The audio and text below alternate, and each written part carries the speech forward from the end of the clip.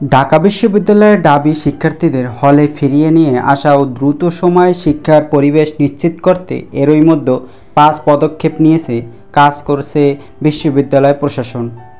মঙ্গলবার ২৩ জুলাই দাবি জনসংযোগ দপ্তর থেকে পাঠানো এক বিজ্ঞপ্তিতে এ তথ্য জানানো হয়।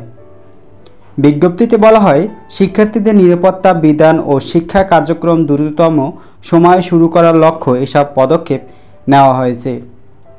পদক্ষেপগুলো হলো বিশ্ববিদ্যালয়ের বিভিন্ন হলে শুধু বৈধ শিক্ষার্থীদের অবস্থান নিশ্চিত করা, বিশ্ববিদ্যালয় প্রশাসনের নিজস্ব নীতিমালা অনুযায়ী আবাসিক হলগুলোতে মেধার ভিত্তিতে সিট বরাদ্দ দেওয়া হবে।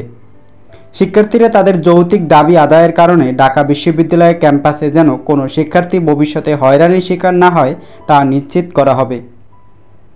জরুরি প্রয়োজন ছাড়া আইনশৃঙ্খলা রক্ষা বাহিনীর সদস্যরা ক্যাম্পাসের বিভিন্ন প্রবেশদ্বারে অবস্থান নেবে যেন বহিরাগতরা ক্যাম্পাসে প্রবেশ করে কোনো ধরনের অনাকাঙ্ক্ষিত ঘটনা ঘটাতে না পারে। দ্রুততম সময়ে ক্ষতিগ্রস্ত হলগুলো সংস্কার করা, আইনশৃঙ্খলা পরিস্থিতি স্বাভাবিক এবং শিক্ষার্থীদের নিরাপত্তা নিশ্চিত হওয়া সাপেক্ষে বিশ্ববিদ্যালয়ে খুলে দেওয়া হবে। বিশ্ববিদ্যালয় প্রশাসন এই বিষয়ে কাজ করে যাচ্ছে।